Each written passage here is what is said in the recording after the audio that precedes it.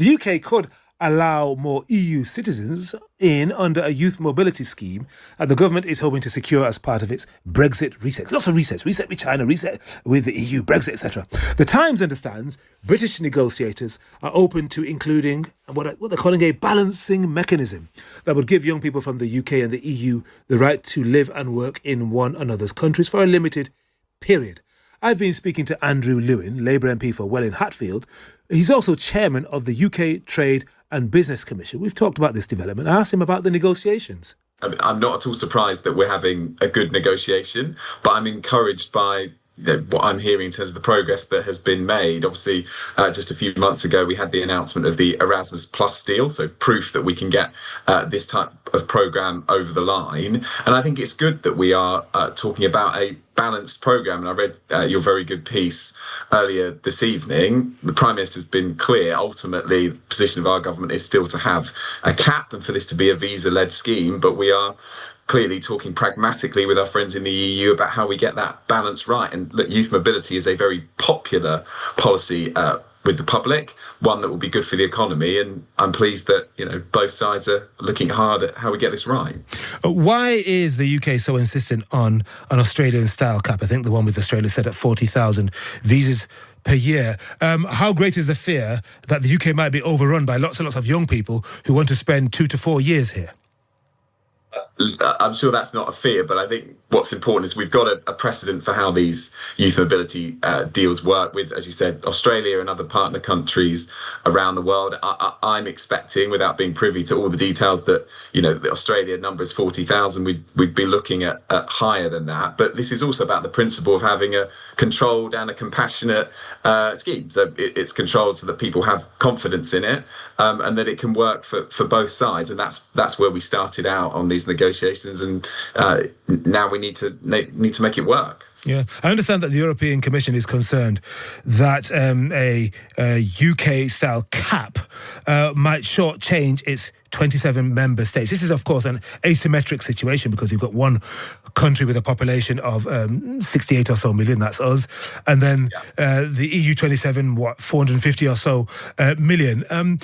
How concerned are you that our young people might not take great advantage of this, but young people from, Germany, France, Spain, Italy, Romania, etc., might be very, very keen to start travelling here again and spending time here? Well, first of all, I am really optimistic that our young people will take advantage of a youth mobility scheme. When I talk to in schools and colleges, there's a lot of enthusiasm about it, and I'm sad that those opportunities were taken away for a generation of young people. So I've got no doubt that young Brits will take this up, and equally, I'm certain that young Europeans will want to come here. And I think that's why this conversation that's clearly happening right now about a balancing mechanism is the right one, because we don't have an exact precedent for this. We had freedom of movement previously when we were full members of the European Union. This is a specific youth mobility deal, and it will be capped and time limited. So it's absolutely right that both parties say, well, let's see how it goes in the first year or two, and to make sure we get the numbers right. But I think this is a win-win for both sides, and I'm optimistic that serious progress is being made. Mm-hmm. And Andrew, as well as being a Labour MP for Welwyn Hatfield, you're also the chairman of the UK Trade and Business Commission. How closely are you linking an expanded youth mobility scheme to potential growth? Because, of course, the government is desperate to grow the economy. That's why the Prime Minister spent the last 3 days in China. It's proving stubborn at the moment. How might this help? Thank you for asking the question. I think this could potentially be a real driver of growth, and we've debated this issue a lot in Parliament, and I've seen MPs from all across the country stand up and say they are champions of a youth mobility deal. Why? Because young people from the EU have come here historically, wanted to work in bars, in the hospitality sector. I've seen MPs from rural communities to say that it would be a real boost to tourism. And what's also fascinating is that the polling is really clear on this as well. We've got about 70% of the public, when you ask the question, do you support a youth mobility scheme that's capped and visa based, say yes. So this is good for the economy, it's good for expanding the horizons of young people, giving them new opportunities, and it's popular as well. So I'm really excited that we can continue to make progress and get this over the line. We're talking about this, Andrew, at a time of growing youth unemployment and sadly idleness too, and a retrenchment in the hospitality industry, particularly bars, hotels, etc. They're not recruiting as much. Some blame the Chancellor's previous budgets. What about that? What kind of jobs will these young people who are going to spend between 2 and perhaps 4 years here, what are they going to do?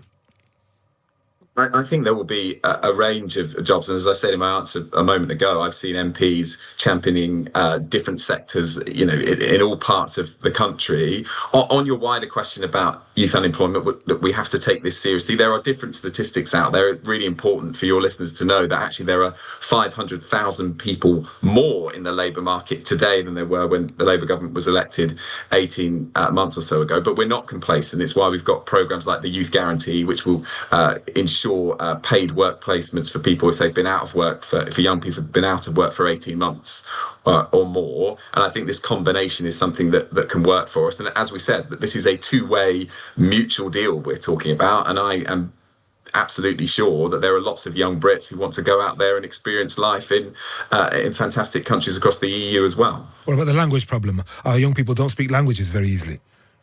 Well, I'm not sure that's true. I think I speak as a linguist, Andrew.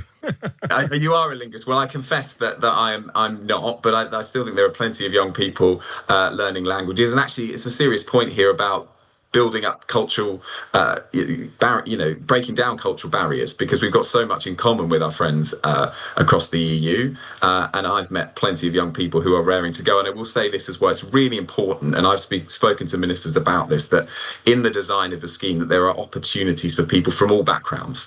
It potentially in the past has been something that's seen, as an opportunity for middle-class kids who have got parents who can financially support them. We have to find a way to make sure that this scheme is open and available to all, and that people from all backgrounds are encouraged to take advantage of it once we've got this negotiated. So that was Andrew Lewin, a Labour MP for Welwyn Hatfield. He chairs the UK Trade and Business Commission.